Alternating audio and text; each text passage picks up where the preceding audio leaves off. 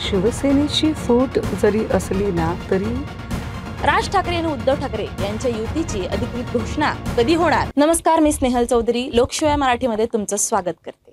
राज्यात स्थानिक स्वराज्य संस्थांची रणधुमाळी सुरू असताना राज्यात स्थानिक मुद्दे चांगलेले तापलेले दिसत आहेत. राज ठाकरे आणि उद्धव ठाकरे यांच्या युतीची अधिकृत घोषणा कधी होणार याची सर्वांनाच उत्सुकता लागली आहे. आता या सर्व प्रश्नांवर उत्तर द्यायला रणरागिणी नेत्या आणि पक्षाचा बुलंद आवाज असणाऱ्या सुषमाताई अंधारे आज आपल्याकडे आले. शिवसेनेच्या फुटीनंतर जनतेचा नेमका कल कसा दिसतोय तुमच्या दृष्टीने तुम्हाला? शिवसेनेची फूट जरी असली ना तरी शिवसेनेचं जे मूळ अधिष्ठान आहे ते अधिष्ठान ठाकरे नावात आहे. काय होतं माहितीये का, आपल्याकडे खूप भव्य भव्य अशी मंदिरं बांधली जातात, पण मंदिर भव्य असून चालत नाही, ते दिव्य सुद्धा असावं लागतं. आणि त्यामुळे मंदिर किती मोठं बांधलंय यापेक्षा मंदिरातल्या मूर्तीचं अधिष्ठान जास्त महत्वाचं असतं. त्यामुळे आपल्याकडे जे मंदिर जिथे अधिष्ठान मूर्तीचं आहे, भलेही ते किती काटेरी रस्ता असेल, मंदिर अतिशय जीर्णशीर्ण झालेलं असेल, जुनं असेल, कदाचित त्याला चकाकी नसेल, हिऱ्या मोत्यांची झालर नसेल, पण ते अधिष्ठान फार महत्वाचं असतं. अगदी त्याच पद्धतीने शिवसेनेच्या फुटीनंतर कितीही एसन्शिंनी आणि एकूण या लोकांनी कितीही त्याला काय म्हणता येईल इव्हेंटची झालरबाजी केली, जाहिराती केल्या, खूप सारे वाचाळ बोलणारी लोक पुढे आणली, त्याला काय नाविन्यपूर्ण मखमली मोती काय झालरी चमकी काय लावायची ती लावली, तरी सुद्धा शिवसेना या 4 अक्षरी शब्दांचं जे अधिष्ठान आहे ते अधिष्ठान ठाकरे आणि मातोश्री या नावामध्ये आहे. त्यामुळे ते अधिष्ठान जोपर्यंत हिरावलं जात नाही तोपर्यंत त्याला फरक पडत नाही. आणि कदाचित हीच गोष्ट भाजपाच्या लक्षात आहे, म्हणून भाजपा जाणीवपूर्वक एकनाथ शिंदे यांनी बाळासाहेब ठाकरे हे नाव घेऊन पुढे गेलं पाहिजे ते त्यांना सांगतायत, अक्षरशः ढकलतायत. अदरवाईज एकनाथ शिंदेंनी आनंद दिघे एवढं एकच नाव घेऊन पुढे चालायचं ठरवलं होतं, पण त्यांच्या लक्षात आलं की नुसत्या दिघे नावाने चालणार नाही, सोबत ठाकरे नावाची गरज आहे. आणि म्हणून मग बाळासाहेब ठाकरेंचं नाव ओढून ताणून, ठाकरेंबद्दल त्यांना आस्था नाहीये. शिंदेंना जर बाळासाहेब ठाकरे किंवा ठाकरेंबद्दल जर आस्था असती, आपुलकी असती, निष्ठा असती, श्रद्धा असती, तर काय झालं असतं बरं? तर कदाचित बाळासाहेब ठाकरेंचा जो शेवटचा शब्द आहे तो त्यांनी प्रमाण मानला असता. कारण मी गावखेड्यातली पोरगी आहे, आमच्याकडे गावखेड्यामध्ये काय असतं की एखाद्याचा मृत्यूशय्येवरचा जो शब्द आहे तो शब्द आयुष्यभर पाळला जातो. मृत्यूशय्येवर जर एखाद्याला जर वचन दिलं, शब्द दिला गावाकडे, तर तो मरेपर्यंत पाळला जातो. जेव्हा बाळासाहेब ठाकरे त्यांचं शेवटचं भाषण करतायत, विशेष म्हणजे तो व्हिडिओ दाखवला जातोय दसरा मेळाव्यामध्ये, आणि तिथे ते सांगतायत की जसं मला सांभाळलं तसं तुम्ही आता उद्धव आणि आदित्यला सांभाळा, उद्धव आणि आदित्य ही कमान सांभाळणार आहेत. जर शिंदेंना खरंच बाळासाहेब ठाकरेंबद्दल आदर, श्रद्धा, निष्ठा, आपुलकी, स्नेहभाव आणि कृतज्ञता भाव असता तर त्यांनी तो शब्द पाळला असता, पण तो शब्द कधीही पाळला गेला नाही. त्यामुळे फुटीनंतर या लोकांकडे कसं बघायचं, तर गद्दाराला गद्दार म्हणूनच बघायचं. गद्दाराची वेगळी काही ओळख नसतेच. आणि मी पुन्हा एकदा आपल्याला सांगते, गद्दार ही टर्म संपू नये असं स्वतः देवेंद्र फडणवीसांना फार वाटतं. कारण गद्दार ही टर्म जरा जरी संपत आली तरी देवेंद्र फडणवीस पुन्हा ऍक्टिव्ह होतात. त्याची उदाहरणं मी सांगू शकते. उदाहरणार्थ कुणाल कामराने शिंदेंवर जेवढी टीका केली त्याच्या कितीतरी अधिक पट जहरी टीका त्यांनी मोदी, शहा आणि भाजपावर केली. परंतु देवेंद्रजींनी त्या संबंधाने कधीही उवाच केला नाही, कधी त्याच्यावरती काही फार वेगळं काही त्यांनी मांडणी केली नाही. जसं ही शिंदेंवरचं गाणं झालं, देवेंद्रांना एक कोलीत मिळालं, बरं ते कोलीत त्यांनी तेवढ्यापुरतं ठेवलं नाही, तर त्याला विधिमंडळाच्या कामकाजात आणलं. विधिमंडळाच्या कामकाजात तो शब्द रेकॉर्डवर आणला. रेकॉर्डवर आणून हक्कभंग नोटिशीच्या निमित्ताने त्याच्यावर चर्चा घडवून आणली, जेणेकरून ते वाक्य पुन्हा पुन्हा पुन्हा पुन्हा ते रेकॉर्डवर ॲज इट इज राहील. हे तो देवेंद्रची इच्छा. आणि देवेंद्र फडणवीसांनी ती गद्दारची टर्म पुन्हा एकदा पुनर्जीवित करण्याचा प्रयत्न केला. अर्थात हे बोलणं 4 चौघात जरी शिंदेंनी मान्य केलं नाही तरी हा इंटरव्ह्यू त्यांनी आवर्जून बघावा आणि आवर्जून बघून एकांतात तरी आरशात बघून ते मान्य करतील की होय देवेंद्र फडणवीसांनी गद्दार ही टर्म कायम जिवंत राहण्यासाठी कसे वारंवार प्रयत्न केलेले आहेत.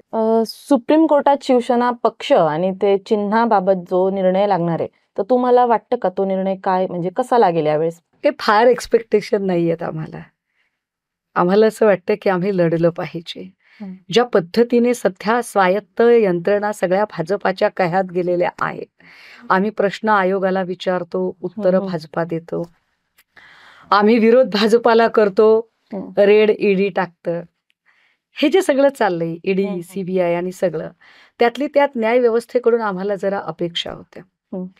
पण जर न्याय व्यवस्थेच्या सर्वोच्च शिखरस्थानी बसलेली व्यक्ती जर सरन्यायाधीशांवरच बूट भिरकावण्यापर्यंत इथल्या मुजोर लोकांची हिंमत होत असेल आणि हे बूट भिरकावणारे जे लोक आहेत यांची भलावण करणारा एक मोठा वर्ग भाजपच्या IT सेलमधनं ऍक्टिव्ह होत असेल की जिथे न्याय व्यवस्था सुद्धा पणाला लागते, भाजपच्याच एक प्रवक्त्या जर न्यायाधीश म्हणून बसत असतील, तर अशी सगळी माणसं आपल्याला न्याय देतील अशा आपण खुल्या अंधश्रद्धा काय म्हणून बाळगाव्यात बरं?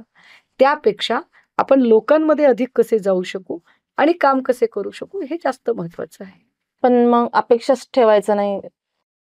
नाही, अपेक्षाच ठेवायच्या नाही म्हणण्यापेक्षा मला माझ्या संबंध आयुष्यात फार आवडणारं वाक्य आहे, जो दुसऱ्यावरी विसंबला त्याचा कार्यभार संपला.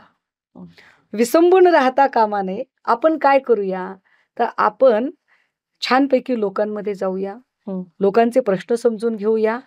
सगळ्यात महत्वाचं की समस्याभिमुख किंवा जे लोकाभिमुख राजकारण असतं, सध्या देवेंद्रजी आणि एकनाथ शिंदे जे करतायत ना ते जाहिरातभिमुख राजकारण आहे. ते लोकाभिमुख राजकारण नाहीये, ते पीपल ओरिएंटेड नाहीये, ते इव्हेंट ओरिएंटेड आणि ऍड ओरिएंटेड आहे. तर अशा राजकारणापेक्षा लोकाभिमुख राजकारणावर जास्त आम्ही आमची भिस्त टाकलेली आहे. आणि म्हणूनच कदाचित आपण बघत असाल की मागच्या 5 दिवसातला जो उद्धव साहेबांनी दौरा केला तो डिरेक्टली लोकांमध्ये जाऊन लोकांशी संवाद करणं, लोकांच्या बांधावर जाणं, कुठेतरी घोंगडी अंतरायची, त्याच्यावर बसायचे आणि लोकांशी बोलायचे की तुमचे प्रश्न काय आहेत. जर एवढी सगळी इव्हेंटबाजी सरकारची चालू आहे की आम्ही हेक्टरी 3,47,000 रुपये देतोय, तर खरंच 3,47,000 रुपये लोकांना मिळालेले आहेत का? प्रत्यक्ष लोकांकडे गेल्यावर कळतं की 3,47,000चा नुसता फुगा आहे निव्वळ. कारण 3 लाख रुपये जे आहेत ते काही नुकसान भरपाईचे नाहीत. तुम्ही EGSचं कार्ड तयार करा, एम्प्लॉयमेंट गॅरंटी स्कीम, रोजगार हमी योजनेचं, त्याच्यासाठी तुम्ही एक गट तयार करा. तो गट तयार केला तर मग आम्ही तुम्हाला 3 लाख रुपये देऊ. जो गट तयार करणं पुढच्या 10 वर्षात शेतकऱ्याला शक्य होणार नाही. म्हणजे 3 लाख गेले, राहिला प्रश्न 47,000चा. 47,000 ते काय म्हणतात, ज्यांची जमीन पूर्णतः खरवडून गेलेली आहे. म्हणजे जमीन खरवडून जाण्याची वाट बघतंय सरकार. जमीन खरवडून गेल्यावर ह्यांच्या कोणी 47,000 ठेवलं होतं का? यांनी कधी शेती करून माहित आहे का यांना? शेतामध्ये किती मातीचे थर असतात ते यांना माहित आहे का? शेतामध्ये कोणत्या खताचं प्रमाण किती प्रमाणात द्यावं लागतं आणि कोणता पाऊस किती गरजेचा असतो? हिवाळ्यातली थंडी कोणत्या पिकासाठी गरजेची असते आणि कोणत्या पिकासाठी नाही? थंडी जर जास्त प्रमाणात झाली तर हरभऱ्याचं काय होऊ शकतं आणि थंडी कमी पडली तर हरभरा भरतो की नाही भरतो हे यांना कळतं का? आम्ही शेतकऱ्याची लेकरं, आमचे आईबाप शेतात काम करतात, आम्हाला शेत कळतं. तुम्ही कधी बांधावरच उतरलेल्या नाहीत. तुम्ही इव्हेंट ओरिएंटेड समस्या मांडाल तर त्याने कसा फरक पडेल? त्यामुळे या सगळ्या संस्थांवर आता विसंबून राहण्यापेक्षा पीपल ओरिएंटेड काम करूया, लोकाभिमुख राजकारणावर आपण भर देऊया, लोकांमध्ये गेलं पाहिजे, लोकांचं प्रश्न काय ते समजून घेतले पाहिजेत.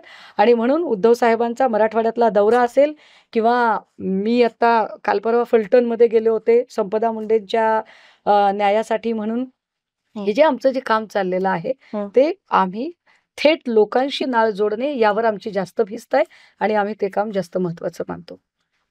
आता ऐन निवडणुकीच्या काळात आपले ठाकरे पक्षाचे प्रवक्ते संजय राऊत नेते ते त्यांची प्रकृती बिघडली, तर त्याचा आपलं निवडणुकीवर काय परिणाम होऊ शकतो? बघा, राऊत साहेब हे आमच्यासाठी शिवसेनेसाठी चिलखत आहे. राऊत साहेब निष्ठेला समांतर शब्द कुठला तर तो राऊत साहेब आहे. एक वेळ मी मरण पत्करेन पण शरण पत्कारणार नाही असं म्हणत या पक्षासाठी प्रसंगी जेलवारी सोसण्याची तयारी त्यांनी ठेवली. जेव्हा सगळे जहाजातले उंदीर उड्या मारून पळत होते कारण ज्यांनी अत्यंत गैरमार्गाने डबोलं कमावलेलं होतं आणि ज्यांना ते वाचवायचं होतं, असे सगळे जेव्हा पळून जात होते, तेव्हा कर नाही त्याला डर कसली, भाजपा सूडबुद्धीने कारवाया करेल पण आम्ही त्याला फेस करायला तयार आहोत, असं म्हणून राऊत साहेब लढायला सिद्ध झाले. मधल्या काळात राऊत साहेबांना ज्या पद्धतीने कारागृहामध्ये, खरं तर त्यांच्या आजारपणाचं हेही एक महत्वाचं कारण आहे की कारागृहामध्ये त्यांची जी हेळसांड झाली, प्रकृतीची हेळसांड झाली, जेवण वेळेवर नाही, अनेक गोष्टी आहेत त्याच्यामध्ये, झोप नाही, एक मानसिक ताण आहे, या सगळ्याचा माणसाच्या पचनसंस्थेवरही परिणाम होतो. या सगळ्यातनं त्यांचं आजारपण आहे. निश्चितपणे त्यांची कमतरता आम्हाला जाणवणं फार स्वाभाविक आहे. निश्चितपणे की आमचा लढणारा सेनापती आमच्यासोबत आत्ता या घडीला नाहीये, ते अजून 2-3 महिन्यांनी पुन्हा पूर्ववत होऊन सोबत येणार आहेत. पण या नेमक्या याच 2-3 महिन्यामध्ये निवडणुका आहेत. तर हे सगळं जर वातावरण जर आपण बघितलं तर आम्हाला आमच्या सेनापतीची उणीव भासते. परंतु आमच्या सेनापतीने आम्हाला सांगितलेलं आहे की कड्यावरचा मागचा दोर कापून टाकलेला आहे. आता परतीचे सगळे दरवाजे बंद आहेत.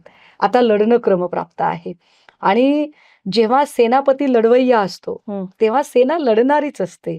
सेनापती लीड कोण करते हे फार मॅटर करतं. त्यामुळे अशा काळात जिथे राऊत साहेब नाहीयेत, मात्र ही सगळी कमान आता जी आदित्यजींनी सांभाळलेली आहे ती फार महत्वाची आहे. मुंबई महापालिकेच्या निमित्ताने मुंबईतल्या प्रत्येक घटकाबद्दलची जी सखोल माहिती जी आदित्यजी सांगतात ती कदाचितच क्वचितच दुसरा एखादा नेता सांगू शकत असेल. सो आदित्यजींचं असणं ते नेतृत्व करत आहेत, मोठी गोष्ट आहे. या सगळ्यांमध्ये सगळ्या लोकांना सगळ्या प्रकारे सामावून घेण्यासाठी उद्धव साहेब भूमिका पार पाडत आहेत. आमच्यापैकी अनेक लोकांवर वेगवेगळ्या विभागाच्या जबाबदाऱ्या आहेत. शेती मातीशी निगडीत प्रश्नांवर कोण बोलणार आहे, मुंबईच्या प्रश्नावर कोण बोलेल, रोजगार आणि नोकऱ्या, बेरोजगारी, सुशिक्षित बेरोजगारांचे प्रश्न यावर कोणी बोलायचं, कायद्याची बाजू कोणी सांभाळायची. जसं की आता आम्ही सगळे इकडे आहोत तर अशा वेळेला सुप्रीम कोर्टातला निकाल आहे, वकिलांशी बोलणं आहे, केसेसची कामं आहेत, तर इथे एक माणूस आम्हाला लागणार आहे. अगदी त्याच वेळेला महिलांचे प्रश्न असतील, लॉ अँड ऑर्डरचा प्रश्न असेल, माध्यमांना सामोरं जाणं असेल, तर ह्या सगळ्या जबाबदाऱ्यांचं वाटप काय असतं माहितीये का, कुटुंबातली एखादी ज्येष्ठ व्यक्ती काही कारणाने आजारी पडते, अब्सेंट असते, त्यावेळेला कुटुंबातले सगळे सदस्य खूप समंजसपणाने वागतात, मॅच्युरिटी येते त्यांच्यामध्ये. सो आम्ही सगळ्या या कुटुंबातल्या लेकी आहोत, समजा मी आहे, किशोरीताई आहे, तर आमच्यामध्ये ती मॅच्युरिटी आहे की यस आम्हाला अधिक जबाबदारीने काम करायचं आहे. निश्चितपणे इतर पक्षात ज्या कुरघोड्या लागतात एकमेकांच्या मध्ये, त्या कुरघोड्या आमच्याकडे नाही. आम्ही अगदी छान पद्धतीने काम करत आहोत. महाविकास आघाडीतल्या समन्वयाबद्दल सतत चर्चा होते. स्थानिक स्वराज्य संस्थेमध्ये काँग्रेस स्वबळावर लढणार आहे, यामुळे कुठेतरी मवियामध्ये फूट पडण्याची शक्यता वाटते का तुम्हाला? मला खरंच कौतुक वाटतं, आपल्या सगळ्याच लोकांचं कौतुक वाटतं. किती चिंता करता आपण आमची, किती चिंता करता बरं. आणि आमची एवढी चिंता करताना महायुतीची चिंताच करत नाही राहो तुम्ही खरं तर महायुतीची जास्त चिंता केली पाहिजे. बघा आता मुरलीधर मोहोळचा कार्यक्रम कोणी लावला, तो वरवर जरी दिसत असला की धंगेकरांनी लावला, तरी खरंच धंगेकरांनी लावला का की डायरेक्ट डीएफ कडनं सुपारी वाजवली गेली आहे? नेमकं काय झालंय? डीएफने तर काही डॉक्युमेंट पुढे काढले नाही ना. चर्चा झाली पाहिजे, कोणीतरी स्पष्टपणे आणि परखडपणाने बोललं पाहिजे. गणेश नाईक तिथे सध्या सुधरू देत आहेत का बघा ना ठाण्यामध्ये. गणेश नाईक ज्या पद्धतीने ठाण मांडून बसलेत आणि एकनाथ शिंदेना जराही इकडे तिकडे हालचाल करायला स्कोप देत नाहीयेत, याचं काय करणार आहात? पार्थ पवारांच्या संबंधाने जो आत्ता सगळा जो घोटाळा बाहेर येतोय, या सगळ्यांमध्ये जी बोलणारी मंडळी आहेत ती कोण आहेत? इकडे राष्ट्रवादीमध्ये 2 बायकांमध्ये जी रंगलेली जी जुगलबंदी आहे त्याचं नेमकं काय करायचं आहे बरं? तिकडे अजूनही महाडमधला जो कोकणातला जो पालकमंत्री पदाचा जो तिढा आहे तो सुटलेलाच नाहीये. गोगावले आणि तटकरे यांच्यामध्ये आडवा विस्तव जात नाहीये. मध्ये मध्ये थोरात आणि महेंद्र दळवी यांची पुन्हा पेरणी चालूच आहे. काल दळवींचा काहीतरी एक बाईट आलेला होता, दळवी काहीतरी सांगत होते की पार्थ पवारची सुपारी कुठून वाजली ते मला माहित आहे. महायुती जे चाललंय ते इतकं स्पष्ट दिसत असताना सुद्धा महायुतीबद्दल काहीही न बोलता महाविकास आघाडीचं काय होईल, ही जी चिंता आपण लोक व्यक्त करतात ती काबिले तारीफ आहे. पण मी तरीही आपल्याला सांगितलं पाहिजे की महाविकास आघाडीत सगळं आलबेल आहे. आता नगर परिषदांच्या निवडणुका चालू आहेत. पालिका इलेक्शनचा टेम्पो अजून वाढायला वेळ आहे. निश्चितपणे आपल्याला त्यावेळेला ते वातावरण दिसणार आहे. आत्ता नगर परिषदांची जी समीकरणं असतात ती स्थानिक समीकरणं अत्यंत वेगळी असतात. कारण नगर परिषदेचं इलेक्शन हे एका छोट्या गणातलं आहे, छोट्या गटातलं आहे. त्यामुळे तिथले इक्वेशन्स फार वेगळे असतात. स्थानिकचे संबंध फार वेगळे असतात. यावरून आपण लगेच स्वतःवरून स्वर्ग गाठायची गरज नाही की महाविकास आघाडीत काहीतरी फार मोठं बिघाडी झालेली आहे का, तर असं अजिबात झालेलं नाही. काँग्रेसच्या सगळ्या नेत्यांबद्दल मला आदर आहे. काल वडेट्टीवार जे काही बोलले मला त्यांच्याबद्दलही प्रचंड आदर आहे. वडेट्टीवारांची जर एकूण मी भूमिका जर बघितली तर मला असं वाटतं की ते त्यांच्या पक्षाचे ज्येष्ठ नेते आहेत. त्यांच्या पक्षाचे ज्येष्ठ नेते म्हणून त्यांनी मांडणं स्वाभाविक आहे. कुठल्याही नेत्याला आपला पक्ष वाढला पाहिजे, मोठा झाला पाहिजे असं वाटणं फार स्वाभाविक आहे. सो वडेट्टीवारांनी ती भूमिका मांडली की लगेच मी त्याच्यावरती रिॲक्ट होण्याची काही गरज नाहीये. यथावकाश जेव्हा अशा वेळा येतील त्यावेळेला कुणासोबत युती करायची नाही करायची, स्वबळावर लढायचं, अलायन्सने लढायचं, याच्या अधिकृत घोषणा या सगळ्या पक्षांचे प्रमुख किंवा प्रादेशिक अध्यक्ष जे प्रदेश अध्यक्ष आहेत ते करतील ना, तेव्हा आपण रिॲक्ट होऊ त्याच्यावर. मनसे आणि काँग्रेस यांना कसं सामावून घेणार आहे? एक्झॅक्टली मी आता तेच म्हटलं की या सगळ्या गोष्टींना वेळ आहे. आता निवडणुका कुठल्या आहेत? नगर परिषदांच्या आहेत. अजून एक 15-20 दिवसांचा वेळ आहे. पालिका इलेक्शनचा जो टेम्पो तयार व्हायची गरज आहे त्याला 15-20 दिवसांचा वेळ आहे. त्या 15-20 दिवसांच्या नंतर पुलाखालून बरंचसं पाणी गेलेलं असेल आणि त्यावेळेला यथावकाश त्या पद्धतीने आपण सांगू शकू, बोलू शकू. आणि राहिला प्रश्न मनसेचा, मला वाटतं मनसेला प्रवक्ते आहेत आणि खूप खमके प्रवक्ते आहेत. सो मनसेची बाजू मनसेचे प्रवक्ते फार ताकदीने मांडू शकतात. राहिला प्रश्न मनसे आणि सेना एकत्र येणार का, तर या संबंधाने अधिकृत उद्घोषणा करण्याचा अधिकार माझ्या पक्षप्रमुखांचा आहे. तो मी राखीव आणि अबाधित ठेवला पाहिजे. त्यावर मी आत्ता बोलायची काहीच गरज नाही. मी किंवा शिवसेना जी एकूण आहे, शिवसेना ही केडर बेस पार्टी आहे. If leader order cadre should ओबे इट. एकदा वन लाईन कमांड आली की त्यावर काम करायचं एक्झिक्युशन लेवलला, एवढं आम्हाला कळतं. का हा प्रश्न आम्ही चौकटीच्या आत विचारतो, तो प्रश्न पुन्हा बाहेर त्याच्यावर चर्चा होण्याचं काही कारण नाही. त्यामुळे या सगळ्या ज्या युत्या आघाड्या आहेत यावर पक्षप्रमुख अधिकृतपणे पत्रकार परिषद घेऊन जेव्हा बोलतील तेव्हा त्यावर आपण व्यक्त होऊया. पण मग याचा अर्थ असा होतो का, म्हणजे आपण एका चौकटीत बांधून काम करायचं? नाही, याचा अर्थ असा होत नाही. याचा अर्थ असा होतो की आमच्याकडे पक्षशिस्त नावाची गोष्ट आहे. आमच्याकडे आघाडीचा धर्म पाळण्याची एक शिस्त आहे. याचा अर्थ असा होतो की महाविकास आघाडी हे एक संयुक्त कुटुंब आहे, एक जॉईंट फॅमिली आहे आणि जॉईंट फॅमिलीत सगळ्यांच्या मताचा आदर केला जातो. महायुती ही जॉईंट फॅमिली नाहीये. महायुती ही बळजबरीने नाईलाजाने एकत्रित केलेलं कोम्बिंग ऑपरेशन आहे. महायुतीमध्ये कुणाला सेच नाहीये. महायुतीमध्ये देवेंद्र बोले आणि दल हाले अशी परिस्थिती आहे. महाविकास आघाडीमध्ये मात्र सामोपचाराने एकमेकांना समजून घेणं, एकमेकांच्या मताचा आदर ठेवणं आणि अत्यंत सहिष्णुतेने आपली मांडणी भूमिका मांडणं. कुठेही कुणीही कसल्याही प्रकारची अगतिकता दाखवत नाही. आपण बघा, सगळ्या पक्षाचे प्रवक्ते अत्यंत संयमाने व्यक्त होतात.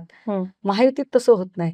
महायुतीत घटक पक्ष सोडा हो, पक्षातल्या पक्षात सुद्धा, म्हणजे आता काय ते एकमेकांचे फक्त असे केस ओढाओढीच राहिलेलं आहे का? इतक्या वाईट पद्धतीने सध्या महायुतीमध्ये एकमेकांची उपटे काढणं चालू आहे. हा प्रकार महाविकास आघाडीत नाही. याला चौकटीत राहणं म्हणत नाहीत, याला संयुक्त कुटुंबाची जॉईंट फॅमिलीची शिस्त पाळणं असं म्हणतात. आम्ही एका अत्यंत शिस्तप्रिय, संयमी आणि अत्यंत सज्जन सुसंस्कृत, हा शब्द फार महत्वाचा आहे, फारच महत्वाचा आहे. कारण संस्कृती किंवा सभ्यपणा कशाशी खातात हे महायुतीला माहीत आहे का, असा आम्हाला प्रश्न पडतो. ज्या पद्धतीची वक्तव्ये त्यांच्या लोकांकडून येतात.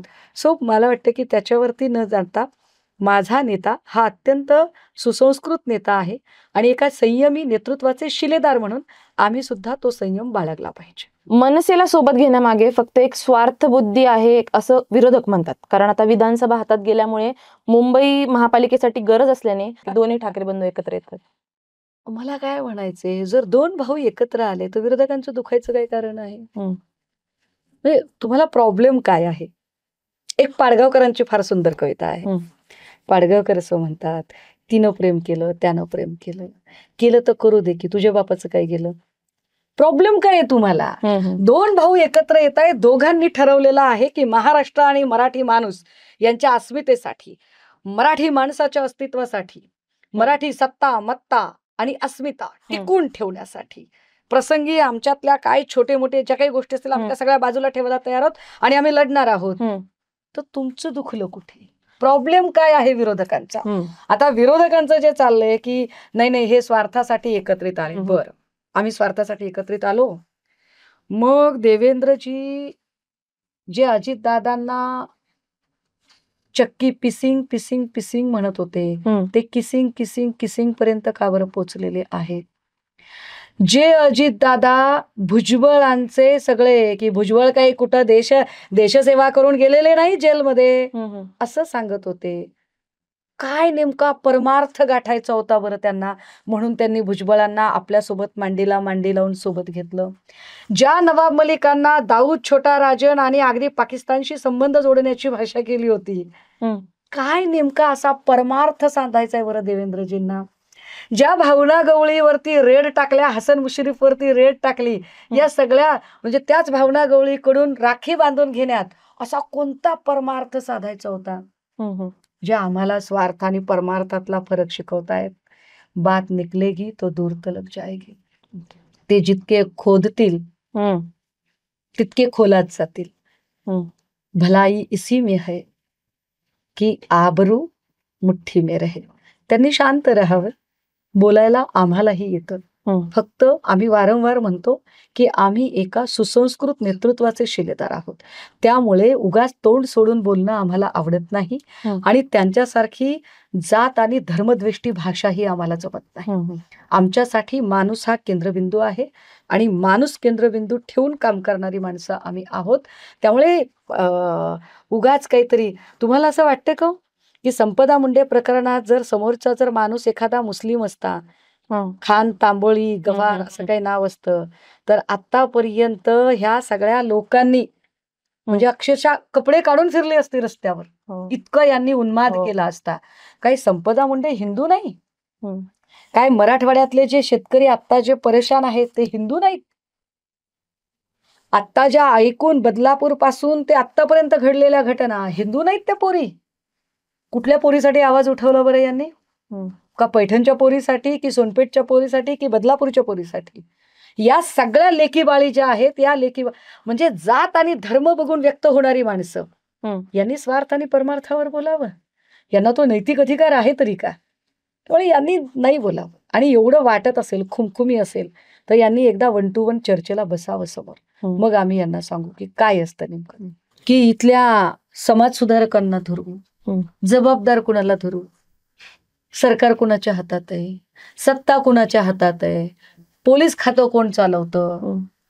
जबाबदारी तुमचीच ना. आणि जर ती जबाबदारी तुम्हाला पेलवता येत नसेल तर खाली उतरा, उतरा खाली, आणि जो लायक आहे त्याला बसू देत तिथे. तो सरकार चालवून दाखवू शकेल, जे सरकार उद्धव ठाकरेंनी चालवून दाखवलं की कोरोनाच्या काळामध्ये हायेस्ट डेन्सिटी जिथे आहे, पॉप्युलेशन, हायेस्ट पॉप्युलेशन डेन्सिटी ज्या धारावीमध्ये होती, त्या धारावीत कोरोनाचा मध्ये अटकाव आणण्यामध्ये ज्यांनी काम केलं ते अत्यंत प्रशासन जे वाखाणण्यासारखं होतं ते काम ठाकरेंनी करून दाखवलं. ज्या कामाची दखल जागतिक आरोग्य संघटनेने घेतली, वर्ल्ड हेल्थ ऑर्गनायझेशनने, आणि यांनी कितीही आरडाओरडा केला तरी भारत सरकारने सांगितलं की सगळ्यात चांगलं काम जर कोणाचं झालं असेल तर ते मुंबईमध्ये केलेलं काम आहे, ते महाराष्ट्र सरकारने केलं आहे. जेव्हा की एकीकडे प्रेत नदीवर तरंगत होत होती, युपी मध्ये प्रेत नदीवर तरंगत होती, गुजरातमध्ये प्रेत रस्त्यावर जाळली जात होती, तेव्हा महाराष्ट्रात मात्र प्रत्येकाला त्याच्या जात धर्मानुसार त्या इत्मामात त्याचा सन्मान ठेवला जात होता.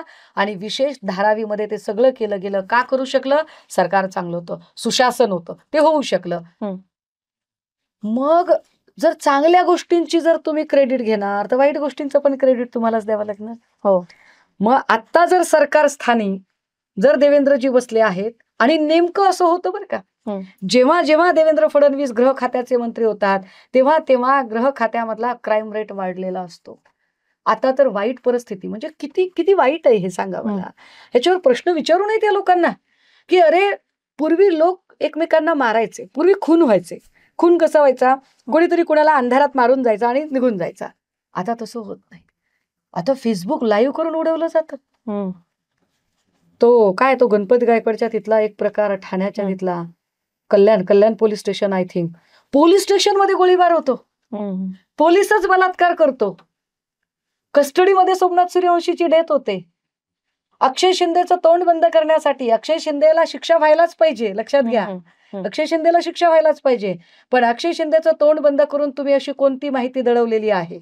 मी आणि नितीन सातपुतेने त्याच्यातही रिट पिटिशन आम्ही केलेलं आहे की बदलापूरमध्ये नेमकं काय चालत होतं. 4 पोरी तिथल्या मिसिंग आहेत आणि त्या पोरींची अजूनही माहिती आलेली नाहीये, त्याच्यावरची आमची FIR आहे, सगळं आहे. हे जर सगळं बघितलं तर याला जबाबदार कोणाला धरायचं? अर्थात देवेंद्रजींना धरावं लागेल. त्यांचा नेता जेव्हा जातो एखाद्या ठिकाणी आणि बेताल वक्तव्य करतो आणि त्यानंतर दंगल उसळते, उदाहरणार्थ आता काय दौंडमध्ये भाजपचे 2 आमदार गेले, वाह्यातपणे बोलून आले, दंगल उसळली, जबाबदारी कोणाची?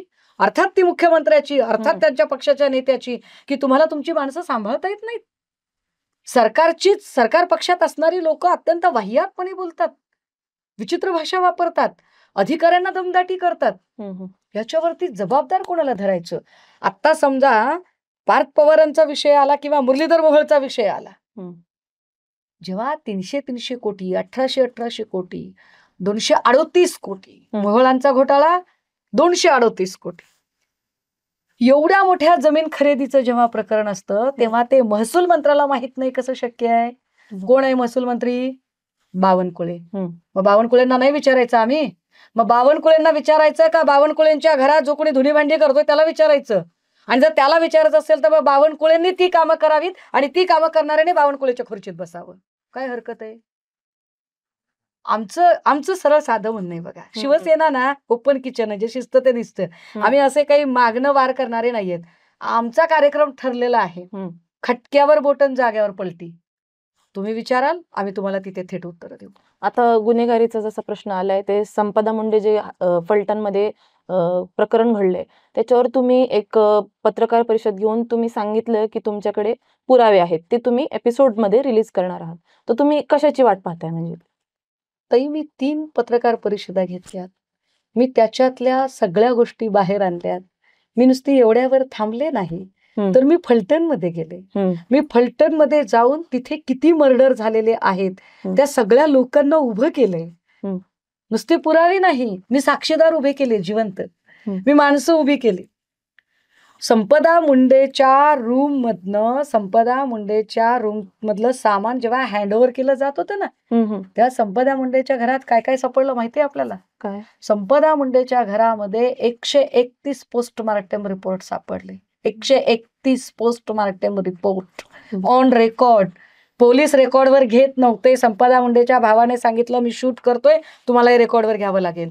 विचार करा, सरकारी दवाखान्याची डॉक्टर बाई, सरकारी दवाखान्यातलं कामकाज आहे, सरकारी दवाखान्याचे कागदपत्र सरकारी दवाखान्यातच असली पाहिजे. सरकारी दवाखान्याचे कागदपत्र तिच्या घरात काय करतायत?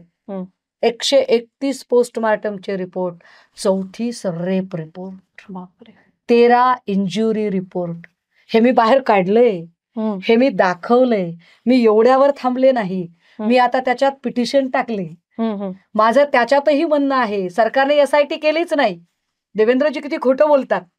देवेंद्रजींना वाटतं की आपण हसून माध्यमांना सामोरे जातो आणि बाईट देतो म्हणजे आपण कसे चाणक्य आहोत. No, you are not Chanakya, you are गावठी चाणक्य. नाहीत तुम्ही चाणक्य अजिबात. तुम्ही ज्या पद्धतीने सांगताय ते अतिशय खोटी माहिती सांगताय. काय सांगताय देवेंद्रजी? देवेंद्रजी म्हणतात की नाही मी SIT नेमली. SIT कशी असते? SIT म्हणजे स्पेशल इन्व्हेस्टिगेशन टीम. टीम याने एकापेक्षा अधिक व्यक्ती. तेजस्वी सातपुते एकच व्यक्ती तुम्ही नेमली, तुम्ही SIT नेमलीच नाही. खोटं सांगता लोकांना. बरं, तेजस्वी सातपुतेंवर आमचा व्यक्तिगत आक्षेप नाही, पण तेजस्वी सातपुतेंचा प्रॉब्लेम असा आहे की त्यांचं 10वी 12वी पर्यंत शिक्षण फलटणमध्येच झालेलं आहे. त्यामुळे त्यांचे तिथे हितसंबंध आहेत. अशा व्यक्तीवर आम्ही कसं काय विश्वास ठेवायचा बरं? बरं, त्यातही महत्वाची गोष्ट काय होते, आता मग त्यांनी पुन्हा 7 अधिकारी त्याच्यात नेमले. आता जे 7 अधिकारी आणलेले आहेत त्या 7 मधले 5 फलटणचे आहेत. त्यातला एक तर वायकरचं तर एवढं वाईट आहे की वायकर हा गोपाल बदनेचा सहकारी होता. दिगंबर अगवणे केसमध्ये दिगंबर अगवणेने सुसाईड करायचा प्रयत्न केला कस्टडीमध्ये. त्यावेळेला याच्या अंगाशी आलं होतं वायकरच्या. तेव्हा वायकरची बदली करण्यासाठी जो पुढाकार होता तो रणजित नाईक निंबाळकरांचा होता. आम्ही काय म्हणतोय की या सगळ्यांमध्ये पॉलिटिकल प्रेशर आहे. कोणाचं प्रेशर आहे? रणजित नाईकांचं नाही का प्रेशर? मग कोणाचं प्रेशर आहे ते सांगा आम्हाला. कोणाच्या प्रेशरने संपदा मुंडेला मर्डरला सुसायडल ठरवायला सांगितलं जात होतं? आणि त्यातही त्या पोरीच्या त्या सगळ्या तिचं जे एक अत्यंत गूढ पद्धतीने तिचा जो मृत्यू झालाय, ज्याला तुम्ही वरवर सुसायडल चेहरा देताय, जो आम्हाला पटत नाहीये. नाही पटत आम्हाला तर नाही पटत. आमच्या अनेक त्याच्यात क्वेरीज आहेत की संपदा मुंडेने जर आत्महत्या केली, सुसायडल नोट केली, त्याचा पेन कुठे? तुम्हाला घटनास्थळी पेन सापडलाच नाही. अक्षरांचे स्ट्रोक ते आम्ही पुढे आणले. बघा, निरीक्षक लिहिणं मी समजू शकते, गडबडीमध्ये एखादा अक्षर जास्तीचं होऊ शकतं, पण गडबडीत स्ट्रोक कधीच बदलत नाहीत. हस्ताक्षराचे स्ट्रोक कधीही बदलू शकत नाहीत. जी मुलगी 4 पानी पत्रामध्ये 9 वेळा निरीक्षक शब्द लिहिताना रला दीर्घ देते वेलांटी, ती मुलगी हातावर मात्र रची रहस्व लिहिते, हे पटण्यासारखंच नाही. जी मुलगी 4 पानी पत्र लिहून आपली कैफियत मांडते स्वतःच्या हस्ताक्षरात, ती टाईप करत नाही, ती स्वतःच्या हस्ताक्षरात एवढं लिहिते, ती मुलगी आपला जीव देताना फक्त 4 ओळीमध्ये आयुष्य संपवेल. जी मुलगी आपल्यावरच्या कारवाईबद्दल स्वतःहून माहिती मागवते, माहिती नाही मिळाल्यावर माहिती अधिकाराखाली माहिती मागवते, म्हणजे ती फायटर स्पिरिटची आहे. जी मुलगी आपल्या घरच्यांना सांगते की मला पीजी करायचं आहे आणि पीजी साठीचे माझे डॉक्युमेंट तयार ठेवा, प्रमोद सोबत डॉक्युमेंट पाठवा, जी मुलगी पुढच्या पीजीचं सगळं प्लॅनिंग करते, ती मुलगी अचानक मरते कशी काय? ती मुलगी का हॉटेलवर गेली? साधा प्रश्न आहे हो, साधा प्रश्न आहे. दिलीप मोहिते हा रणजितसिंह नाईक निंबाळकरांचा जवळचा माणूस आहे. ती स्वतः रणजितसिंह नाईक निंबाळकरांचं माझ्यावर प्रेशर आहे असं सांगते. जर नाईक निंबाळकरांचं तिच्यावर प्रेशर आहे तर ती इतकी तर मूर्ख नसेल ना. डॉक्टर मुलगी आहे ना ती. तर डॉक्टर मुलगी ज्याने माझ्यावर प्रेशर आणलंय त्याच्याच निकटवर्तीयाच्या हॉटेलवर का जाईल? राहायलाही जायचं असेल तर त्याच हॉटेलवरती का जाईल? ती दुसरं हॉटेल कुठलं निवडेल? साधा विचार केला गेला नाही. बरं, त्या हॉटेलवर, आणि त्या हॉटेलवर ती गेली म्हणून एक अत्यंत तद्दन सुमार बुद्धिमत्तेची भंपक बाई तिचं कॅरेक्टर असोसिएशन करायला लागते आणि आम्ही गप्पू बसायचं का? तर भाजपची मेहर नजर मिळावी म्हणून, कारण तो भाजपचा खासदार आहे म्हणून. अहो, किती आश्चर्य आहे. तुम्हाला वाटेल की ताई तुम्ही इतक्या चिडताय काय? चिडचिड होते ताई, चिडचिड होते माहितीये का? सिलेक्टिव्ह पद्धतीने लोक व्यक्त होतात. समजा जेव्हा गरज असेल तेव्हा त्यांना सांगेल तसा, स्क्रिप्टेड प्रोग्राम त्यांना जसा मिळेल तसा. म्हणजे बघा की संपदाचा विषय आला तर दमानिया अज्ञातवासात, मुरलीधर मोहोळांचा विषय आला दमानिया अज्ञातवासात, पार्थ पवारचा विषय आला दमानिया बावनकुळेंच्या दालनात. अरे काय धोत्रावर इन करतो का आम्ही? कडूस केलं गुड तेल लावले, कळत नाही का आम्हाला की तुमचं नेमकं काय चाललंय ते? त्यामुळे हे जे काही जे आहे ना, या सगळ्यांना काही अर्थ उरत नाही. मला असं वाटतं की माझं कायम असं म्हणणं आहे की मी पॉलिटिकली करेक्ट असण्यापेक्षा मी सोशली करेक्ट असणं जास्त गरजेचं आहे. मला माझा सोशली करेक्टनेस जास्त महत्वाचा आहे आणि मी त्या अनुषंगानं काम करते. माझा विश्वास आहे त्यामध्ये, आणि म्हणून इथल्या गुन्हेगारीला जर कोणी जबाबदार असेल तर ते निश्चितपणे देवेंद्र फडणवीस आहेत. पुण्यामध्ये कोयता गँग असेल किंवा पुण्यामध्ये आज घडीला 70 पेक्षा अधिक गँग काम करतात. या गँग कुणामुळे काम करतात? निलेश गायवळला असंच कसं पिस्टल मिळतं? या पिस्टलवरच्या रेकमेंडेशन्स कोणाच्या असतात? बरोबर, म्हणजे आधी दुसऱ्यांची नावं येत होती तोपर्यंत देवेंद्रजींना अतिशय गोड वाटत होतं, गुदगुल्या होत होत्या. पण जसंही राम शिंदेचं नाव आलं, बातमीच हायजॅक झाली पूर्ण. कळत नाही लोकांना, हे कळतं, आणि जेवढं आम्हाला कळेल तेवढं आम्ही लोकांसमोर आणत राहू. काय तुम्ही आमचं करणार आहात? काही सूक्ष्म अंधारला ईडी नाही, सीबीआय नाही, क्राईम नाही, काही बॅगेज नाही, आपण काही डिसोन केलं नाही. फार फार तर तुम्ही माझा घातपात करू शकता, तेवढं तुमच्या हातात आहे बा. काय करणार याच्या पुढे? रणजित सिंह निंबाळकरांची पत्रकार परिषद झाली त्याच्यानंतर हे संपदा मुंडेंचं जे फलटणचं जे प्रकरण होतं ते थंडावल्यासारखं वाटतंय का? नाही, अजिबात नाही. रणजितसिंह नाईक निंबाळकरांची पत्रकार परिषद म्हणजे भूनसे गैस हौसे नाही आती, पण तरी पण तो प्रकार होता की चला आपण काहीतरी करू शकू का. रणजितसिंह नाईक निंबाळकरांना दुग्धाभिषेक घालणं हे त्याच पट्टीतलं आहे, त्याच लेवलचं आहे ज्या लेवलने वाल्मिक कराडसाठी बायकांच्या अंगात येत होतं. या दोनही घटनांची लेवल आणि दोनही घटनातल्या समर्थकांचा जो बुद्ध्यांक आहे तो सारखाच आहे, काही फार वेगळा नाहीये. फक्त फरक एवढा आहे की आम्हाला एकदा संपदाच्या संबंधाने काय घडले हे लोकांसमोर आणायचं होतं. फलटणमध्ये ज्या पद्धतीने माझ्यावरती रणजितसिंह नाईक निंबाळकरांनी 50 कोटी दाव्याची घोषणा केली की मी 50 कोटीचा दावा टाकतोय, तर ठीक आहे, माझ्यावर दावा टाकायचा आहे ना. वाघ म्हणलं तरी खाते आणि वाघोबा म्हणलं तरी खाते, मग वाघ्याच म्हटलेलं काय वाईट आहे. आम्ही तुम्हाला फलटणमध्ये येऊन सांगतो, आम्ही तुम्हाला फलटणमध्ये येऊन सांगितलं, आम्ही लोकांच्या समोर काय ते सत्य आणलं. आता त्याच्या पुढची जी स्टेप आहे ती फक्त पत्रकार परिषदा करून चालणार नाही, तर त्याच्या पुढची स्टेप म्हणून आम्हाला काही लिगल गोष्टी कराव्या लागतील. आणि म्हणून याच्यामध्ये आम्ही आता एक पिटिशन केलेलं आहे. या पिटिशनमध्ये आम्हाला तेजस्वी सातपुतेंकडे तपास नको, हा तपास आम्हाला उच्च न्यायालयाच्या उच्चस्तरीय चौकशी समितीकडून हवा आहे. या संदर्भातली आम्ही मांडणी केली आहे आणि आम्ही कोल्हापूर बेंचकडे त्यासाठीचा अर्ज केलाय. एक दुसरं असं की तिथे जे अनेक आतापर्यंतच्या FIR ज्या पद्धतीने झालेल्या आहेत ते ह्युमन राईट्सला आम्ही त्याच्यामध्ये लिहित आहोत. म्हणजे एकाच वेळेला रस्त्यावरची लढाई आणि न्यायालयीन लढाई अशा दोनही लढाया आम्ही लढत आहोत. शेवटी ऊसतोड कामगाराच्या मुलीचा प्रश्न आहे. बीडमध्ये जे ऊसतोड कामगारांचं जे आयुष्य आहे, खरं तर याच्यावर अनेक लोकांनी आतापर्यंत राजकारण करून स्वतःच्या सत्ता मिळवल्या, पण जेव्हा खरंच ऊसतोड कामगारांच्या लेकरांना अडचणी येतात तेव्हा मात्र त्यांच्या मदतीसाठी कोणी उभं राहत नाही, हे वाईट आहे. आणि संपदा ही अशाच एका गरीब ऊसतोड कामगाराची मुलगी आहे, सो तिच्यासाठी लढलं पाहिजे. आम्ही लढायला तयार आहोत. मग या प्रकरणात जेव्हा महिला आयोगाच्या अध्यक्षा रुपाली चाकणकर यांनी पत्रकार परिषद घेतली, मग त्यांना त्या पत्रकार परिषदेवरून असं धारेवर का धरलं जातंय? चाकणकर शुद्रजीव आहे, काय म्हणजे त्याच्यावर चर्चा सुद्धा करावीशी वाटत नाही किंवा नाव घेऊन तोंड सुद्धा खराब करावं असं वाटत नाही. अडचण काय आहे माहितीये का, सबलीकरण, समावेशन आणि समुपदेशन, काउन्सिलिंग, इन्क्ल्युजन, एम्पॉवरमेंट अशा 3च मुद्द्यांवर आयोगाने काम करायचं असतं. त्याच्या पुढे आयोगाला काही अधिकार नाहीये. फार फार तर आयोग रेकमेंड करू शकतो की अमुक एक प्रकरण आहे, या प्रकरणात तुम्ही लक्ष घाला. तपास जो आहे तो तपास बाहेर आणता येत नाही आणि पोलिसांना सुद्धा आणता येत नाही, आयोगाला तर नाहीच नाही. मग ह्या बाईंचं काय काम होतं तिथे जाऊन बोलायचं? कशासाठी या बाईंनी तोंड उचकटलं मध्ये जाऊन? बरं, तिथं उचकटलं तर उचकटलं, मग तुम्ही आरोपींचे CDR सांगितले का? संपदाने जी आपलं 4 पाणी पत्र लिहिले, ज्या 4 पाणी पत्रामध्ये ती म्हणते की मला महाडिकने त्रास दिला, मला जायपात्रे API जायपात्रे आणि PSI पाटीलने मला त्रास दिला. मग जायपात्रे आणि पाटीलचं काही फोन कॉन्व्हर्सेशन झालेलं आहे का?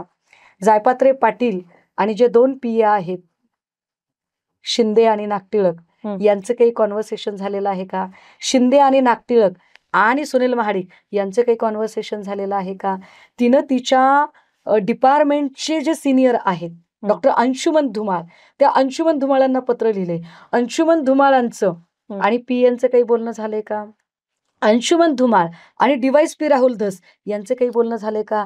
राहुल धस आणि शिंदे आणि नागटिळक यांचं काही बोलणं झालंय का? याच्यावर त्या बाई काहीच बोलल्या नाही. हे फार विचार करण्यासारखं आहे. याच्यावर त्या बाई काहीच बोलल्या नाही. आरोपींच्या कुठल्याही CDR वर त्या बाई बोलल्या नाही.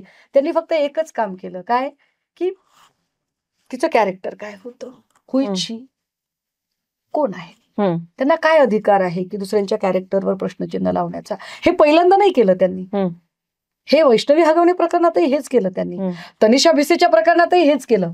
तनिषा भिसेचा जेव्हा दीनानाथ मध्ये मृत्यू झाला त्यावेळेला काय सांगतात या बाई की तनिषा भिसेने स्वतःची ट्रीटमेंट नीट केली नाही, स्वतःची मेडिकल हिस्ट्री लपवून ठेवली. तनिषा भिसेला मोठा आजार होता, तनिषा भिसेने तो सांगितला नव्हता, म्हणजे बिल सगळं तनिषा भिसेवरच फाडलं. ही सबलीकरण करणारी पद्धत आहे काय? हे सबलीकरण आहे तुमचं. अहो, समुपदेशन आणि समावेशन म्हणजे काय? एखादी माय माऊली, तिच्याबद्दल जर असा कधी वाईट प्रसंग घडला तर समाज त्या लेकराला टोचा मारून मारून खातो. आरोपींना न्याय मिळणे म्हणजे न्याय नसतो, लक्षात घ्या. आरोपींना फक्त शिक्षा होणे याला सामाजिक न्याय म्हणत नाहीत. सामाजिक न्याय कशाला म्हणतात? आरोपीला तर शिक्षा मिळाली पाहिजे, पण पीडितेला मुख्य प्रवाहातल्या लोकांनी सुद्धा सांभाळून घेतलं पाहिजे. बरोबर. एखादी बलात्कारी स्त्री आहे, तिला सुद्धा पुन्हा एकदा मुख्य प्रवाहाने सामावून घेतलं पाहिजे. समावेशन करणे या दृष्टिकोनातून असणारं समुपदेशन हे काम आयोगाचं आहे. आयोग समावेशन आणि समुपदेशन करत नाहीये. आयोग तिला जास्तीत जास्त समाज बहिष्कृत कसा ठरवेल यासाठी काम करत असेल तर हे पाप आहे, हा गंभीर गुन्हा आहे आणि हा गुन्हा त्यांनी केलेला आहे. आणि खर तर मला सांगा, जयकुमार गोरे किंवा या बाई, नाव नाही घ्यायचं, ही सगळी माणसं, यांना चारित्र्यावर बोलायचा अधिकार आहे? या लोकांनी चारित्र्यावर बोलण्याआधी बघा, नाही म्हणलात तुम्ही सुद्धा आपसुकपणे, हे असंच आहे की यांना चारित्र्यावर बोलायचा अधिकार नाही. यांनी स्वतःचं चारित्र्य तपासावं. आणि हे आम्ही का मांडतो इतक्या जीव तोडून? संपदा माझ्या जिल्ह्याची लेखमाता आहे. आम्ही गरिबी बघितलेली, आम्ही माळरानावरची लेकरं आहोत. संपदा माझ्या जिल्ह्यातलं लेकरू, माझ्या गावखेड्यातलं लेकरू, आणि त्या लेकराच्या अब्रूवर जर अशा पद्धतीने कोणी शिंतोडे उडवणार असेल तर हात कलम करायची ताकद ठेवतो आम्ही, नाद करायचं नाही. त्यामुळे याच्यात कुठलंही एक्सक्यूज चालणार नाही. तुमचे पॉलिटिकल स्कोअर काय सेट करायचे ते करा. कदाचित जर भाजपने ऑफर दिलेली असेल आणि म्हणून भाजपची बाजू घ्यायची, म्हणून जर भाजपच्या माणसाला वाचवण्यासाठी तुम्हाला प्रेस घ्यायची, घ्या, आम्हाला त्याच्याबद्दल काही नाही. पण मग भाजपची प्रेस म्हणून घ्या ना, आयोग म्हणून कशाला बसताय तिथे? आणि बाजूला बसले तुषार दोषी. कोण तुषार दोषी? तुषार दोषी हा तोच पोलीस अधिकारी आहे जो पोलीस अधिकारी अश्विनी बिद्रे प्रकरणामध्ये होता.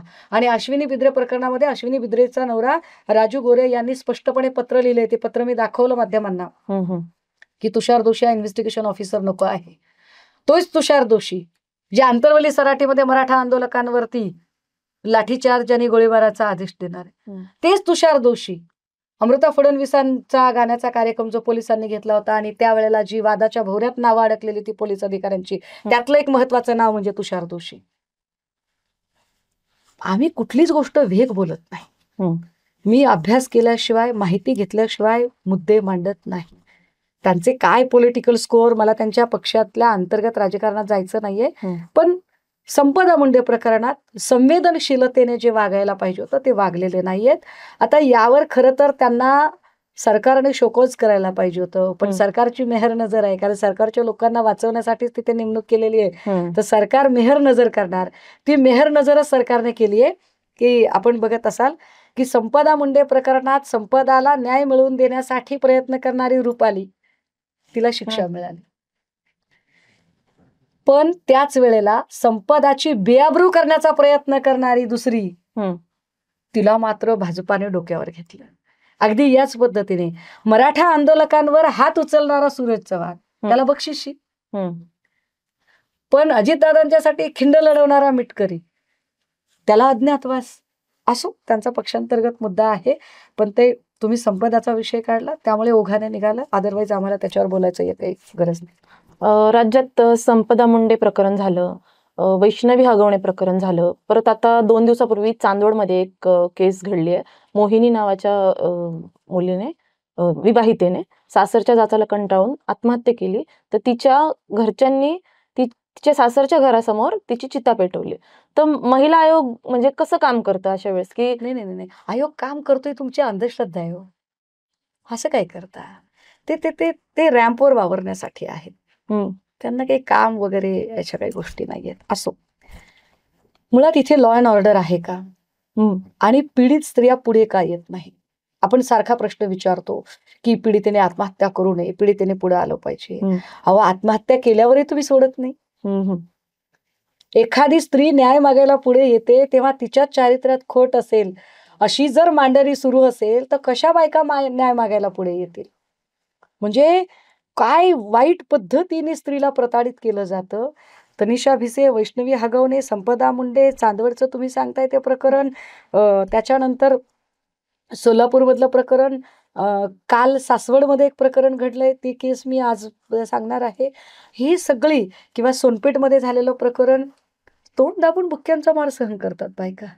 आणि वरून पुन्हा त्यांनाच ज्या पद्धतीने कॅल्क्युलेट करण्याचा प्रयत्न केला जातो, त्यांना एका फ्रेममध्ये बघण्याचा प्रयत्न केला जातो, तो इतका वाईट आहे की हा आयोग महिलांना न्याय देण्यासाठी नाही, हा आयोग भाजपमधल्या बलात्कारित आणि गुन्हेगार पुरुषांना वाचवण्यासाठी निर्माण झालाय का, असा प्रश्न माझ्यासारख्या माणसाच्या मनात निर्माण होतो. मग हे तर भीषण वास्तव आहे. मग हे भीषण वास्तव आहे, आम्ही रोज फेस करतोय याला. या भीषण वास्तवाला कोण सामोरं जायचं, कोणी बोलायचं याच्यावरती? कारण त्याच पक्षातल्या रुपाली ठोंबरेने याला अन्यायाला वाचा फोडायचा प्रयत्न केला. काय त्या बिचारीच्या काय पदरी पडलं बरं आज. म्हणजे हे किती वाईट आहे की रुपाली ठोंबरेने काही स्क्रीनशॉट टाकले, ज्या स्क्रीनशॉट मध्ये दादांची बदनामी करणारे अकाउंट्स होते, ज्याच्यावर अत्यंत आक्षेपार्ह मजकूर होते, पण ते अकाउंट होल्डर कोण आहेत हे जेव्हा रुपाली ठोंबरेने पुढे आणलं, ते शॉकिंग होतं की ते सगळेच्या सगळे अकाउंट होल्डर जे होते ते आयोगाच्या अध्यक्षीनबाईंच्या जवळचे होते.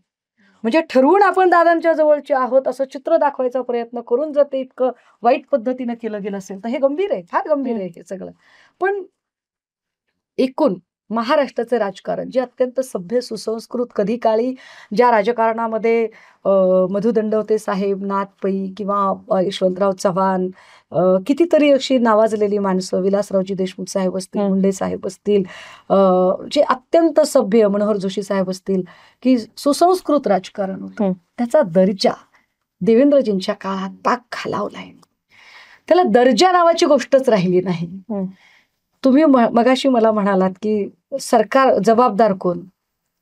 अहो, जिथं कायदे तयार होतात त्या कायदे मंडळाच्या परिसरातच जर भाजपचे आमदार हाणामारी करत असतील आणि तेच कायदे मोडत असतील तर अपेक्षा कोणाकडनं करायची? काय स्तर आहे? मागच्या काळामध्ये काही नेत्यांवर फक्त तू भाजपमध्ये येत नाही म्हणून राग व्यक्त करण्यासाठी यांच्याच काही शाउटिंग आणि बार्किंग ब्रिगेड मधले लोक ज्या पद्धतीने यांनी अंगावर सोडले आणि त्यांच्याकडून जी अत्यंत म्हणजे निर्भत्सना करणारी, अगदी आई बहिणीवरून शिव्यागाळ करणारी भाषा जी भाजपच्या नेत्यांकडून आली, वाईट आहे. अत्यंत म्हणजे असा महाराष्ट्र कधीच नव्हता. देवेंद्रजींनी महाराष्ट्राची पाक वाट लावली. सुसंस्कृत महाराष्ट्राची घडी जर कुणाच्या काळात बिघडली असेल, हे महाराष्ट्र नासवण्याचं पाप जर कुणाच्या माथी जात असेल तर ते देवेंद्र फडणवीसांच्या. मराठा आणि ओबीसी आरक्षणाच्या भांडणामुळे या समाजाच्या मतांचं ध्रुवीकरण येत्या निवडणुकांमध्ये होणार आहे असं वाटतंय का? फडणवीसांना तेच हवं आहे. ज्या पद्धतीने जाती जातीतलं ध्रुवीकरण ते करत आहे, ज्या पद्धतीने एक विभाजन चालू आहे, ज्या पद्धतीने सध्या मला फार विशेष वाटतं की मराठ्यांच्या बाजूने किंवा ओबीसींच्या बाजूने आणि विरोधात दोन्हीकडून जेव्हा त्यांचीच माणसं बोलतात तेव्हा ते फार कमालीचं असतं. म्हणजे हे किती कमालीचं आहे की GR कोण काढणार तर देवेंद्रजी, आणि GRला विरोध कोण करणार तर देवेंद्रजींचीच माणसं. कमाल आहे. आता गुणरत्न सदावर्ते बघा, सदावर्ते संपदा मुंडेच्या प्रकरणात चिडपणे, मोहोळच्या प्रकरणात कप, पार्थ पवारच्या प्रकरणात कप, सगळ्या प्रकरणात कप. पण जसंही असं काही विषय येतो की जेव्हा ध्रुवीकरणाची विषय येतो तेव्हा मात्र ते सरसावून पुढे येतात. हे ध्रुवीकरण कुणाला अपेक्षित आहे? हे ध्रुवीकरण झाल्यावर कुणाचा फायदा होणार आहे? एक आहे तो सेफ आहे असं जे म्हणतायत ते खरंच एक आहे तो सेफ आहे खरं आहे का? नाही. जोपर्यंत गावगाड्यातली माणसं एक राहणार नाहीत तोपर्यंत देवेंद्रजींची खुर्ची सेफ आहे. आणि देवेंद्रजी त्या पद्धतीने पासे टाकतायत. एक एक माणूस पुढे येतो.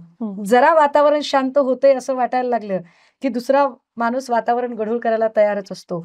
एक पत्ता डॅमेज झालाय असं वाटायला लागलं की दुसरा नवीन एक क्लीन इमेजचा पत्ता आणला जातो आणि तो पत्ता वापरला जातो. हे वाईट आहे. मुळात या महाराष्ट्रात गावगाड्यातला माणूस, मराठा, साळी, माळी, कोळी, तेली, तांबोळी, आतार, बागवान, सुतार, लोहार, कुंभार, घिसाडी, कडेकपारी, जोशी, कंजार भाट, लाडलक्ष्मी, माकडवाला, अस्वलवाला, नंदीवाला, चित्रकथी, सगळ्या प्रकारची जी माणसं असतील ना ती गुण्यागोविंदाने नांदायची हो. कधी कुणाला जात कळत नव्हती. मला खूप वाईट वाटलं या दिवाळीला जेव्हा मी गावाकडे गेले आणि दिवाळी फराळाच्या कार्यक्रमाच्या साठी मांडव टाकायचा आहे, तर मांडव आपल्याकडे मांडववाले जे आहेत त्याच्यात मराठ्यांचे मांडववाले किती आणि ओबीसीचे मांडववाले किती, इथून जर चर्चा सुरू होत असेल तर हे गंभीर आहे, हे वाईट आहे. म्हणजे आम्ही त्या मातीतनं आलोय ज्या मातीत आम्हाला आमच्या मास्तरांनी शिकवलं की माणसाने माणसाला माणसाची रीत द्यावी, माणसाने माणसाला माणसाची प्रीत द्यावी. आम्ही माणूस केंद्रीभूत मानून काम करणारी, परंतु देवेंद्रजींनी मात्र हा या जातीचा तो त्या जातीचा आणि प्रत्येक जातीचं एक एक पपेट आपल्याकडे असलं पाहिजे. मसाला डब्यात कसे सगळे असतात तसे देवेंद्रजींनी एका डब्यात सगळी माणसं ठेवायचा प्रयत्न केला. वाईट आहे, फार वाईट आहे हे सगळं. भाजपकडून म्हणा किंवा तुमच्या विरोधकांकडून म्हणा असं म्हटलं जातं की सुषमाताई सगळ्या पक्षामध्ये जाऊन आल्या, तर त्यावर काय म्हणते?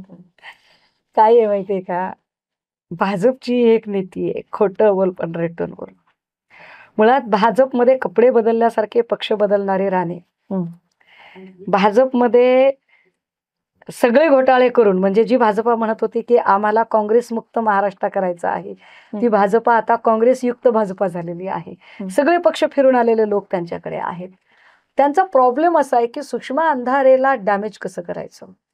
पण सुषमा अंधारेवर जर काही चौकशाच लावता येत नाही, ईडी सीबीआय लावता येत नाही, साधी लो प्रोफाईल बाई आहे की बाबा एक साधं मिडल क्लास लाईफ आहे माझं, माझ्याकडे काही फार मोठा स्टाफ नाही किंवा काही फार मोठी प्रॉपर्टी नाहीये, मी सडाफटिंग चळवळीतला माणूस आहे.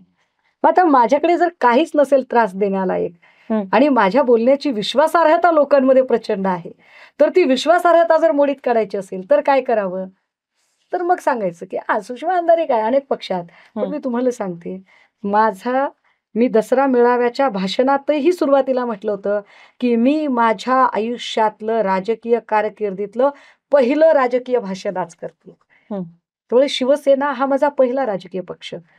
राष्ट्रवादी काँग्रेसच्या स्टार प्रचारक यादीमध्ये मी होते हे नक्की, पण स्टार प्रचारक यादीत मी अफिलेटेड म्हणून होते, जसे राजू शेट्टी पण होते, कारण राजू शेट्टींची संघटना ही अफिलेटेड होती त्यांच्यासोबत.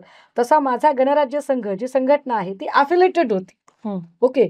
आणि राहिला प्रश्न इतर, म्हणजे बसपा, RPI हे राजकीय पक्ष असण्याच्या आधी या रिफॉर्मिंगसाठी काम करणाऱ्या संघटना आहेत, चळवळी आहेत.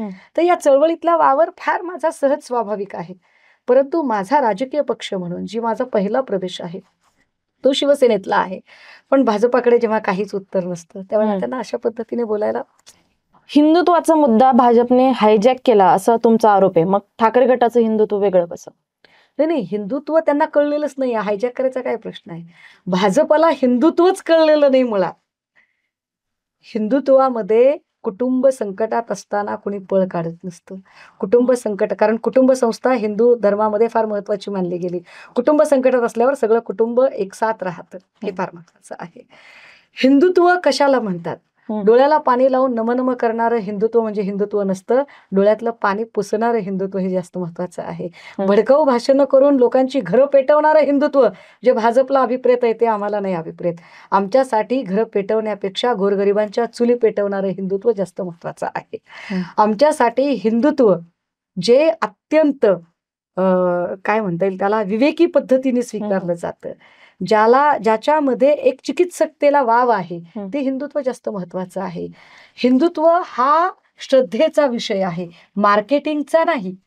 भाजपसाठी हिंदुत्व हा मार्केटिंगचा विषय आहे. सुषमा अंधारेसाठी धर्म हा श्रद्धेचा विषय आहे. मला त्याची मार्केटिंग करायची गरज नाही. मी वारकरी संप्रदायाच्या कुटुंबात आलेली पोरगी आहे. माझ्या घरात माळकरी आहेत. माझ्या घरातली एकही महिला मांसाहार करत नाही. आमचं कुटुंब एका वेगळ्या धाटणीतनं आलेलं आहे. पण ही सांगायची गोष्ट नाही, ही मार्केटिंगची गोष्ट नाही. मार्केटिंग त्यांना करावीशी वाटते ज्यांना इतर मुद्द्यांवर मतं मागता येत नाहीत. जी भाजपा सुरक्षिततेच्या मुद्द्यावर मतं मागू शकत नाही, कारण आता दिल्ली स्फोट बघा, क्या देश सुरक्षित हातों में है? नाहीये देश सुरक्षित हातों में. पहलगाम, पुलवामा, उरी, किंवा पठाणकोट किंवा आत्ता झालेलं दिल्ली हे सगळं बघितलं तर देश अजिबात सुरक्षित हातात नाही. मग अशा वेळेला यांना काय सांगावं लागतं, हिंदू खतरे में है. अरे वा, अरे 45 वर्ष या देशात काँग्रेस होती तेव्हा हिंदू खतरे में नव्हता आणि हिंदुत्ववादी लोक सत्तेत बसले आणि हिंदू खतरे में आला.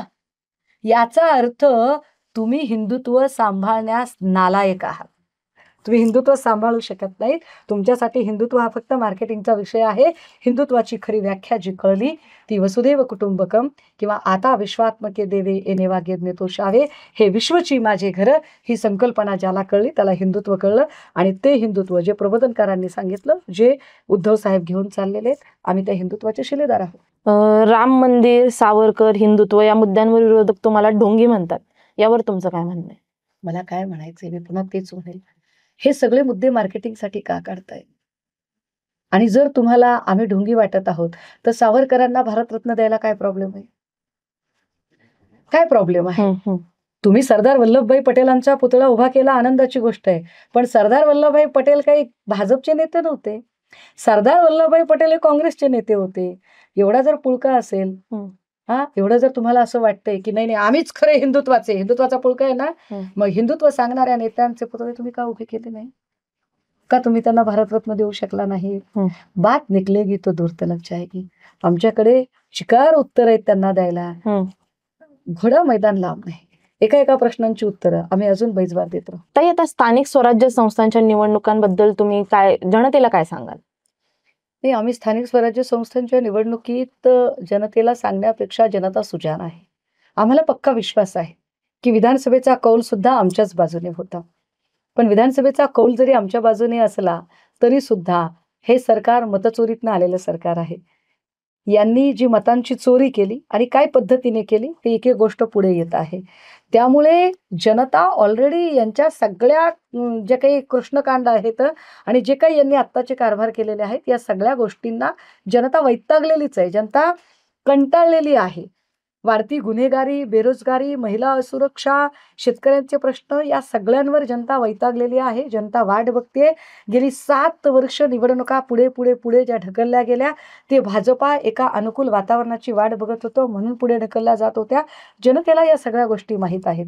त्यामुळे मला विश्वास आहे की येणाऱ्या काळात स्थानिक स्वराज्य संस्थांमध्ये सुद्धा स्थानिकचं सरकार निवडताना, स्थानिकचं शासन प्रशासन निवडताना सुद्धा जनता अत्यंत विचारपूर्वक काम करणार आहे आणि निश्चितपणे अन्यायाविरोधातली ही मशाल पेटणार आहे आणि ती गावागावात 10 दिशांमध्ये गोरगरिबांच्या झोपड्यांमध्ये त्या मशालीचा लखलखीत प्रकाश पडणार आहे. शेवटचा प्रश्न, येत्या निवडणुकांमध्ये तुमच्या पक्षाची पोझिशन मनसेमुळे वाढलेली असेल असं वाटतं का? मला असं वाटतं की आपल्या कार्यकर्तृत्वाला किंवा आपल्या अजून कुठल्या समजा एखाद्या अपयशाला आपणच कारणीभूत असतो. जर अपयश आपलं असेल तर यश सुद्धा आपलंच असतं. मला वाटतं की ते दोनही स्वीकारण्याचे गट्स आमच्याकडे आहेत. निश्चितपणे नवीन पक्ष जोडले जात आहेत, त्यांचं स्वागत आहे. नवीन पक्षांच्या भूमिका पूरक ठरतील, अजून स्वागत आहे. पण अच्छा किया तो हमने किया और बुरा किया तो औरों ने किया असं म्हणणाऱ्यांपैकी आम्ही नाही आहोत. आमच्यामध्ये दोनही गोष्टी स्वीकारण्याची दानत आहे, कुवत आहे, क्षमता आहे. धन्यवाद ताई, तुम्ही आम्हाला तुमचा वेळ दिला. पुन्हा भेटूयात लोकशिवाय मराठी. थँक्यू.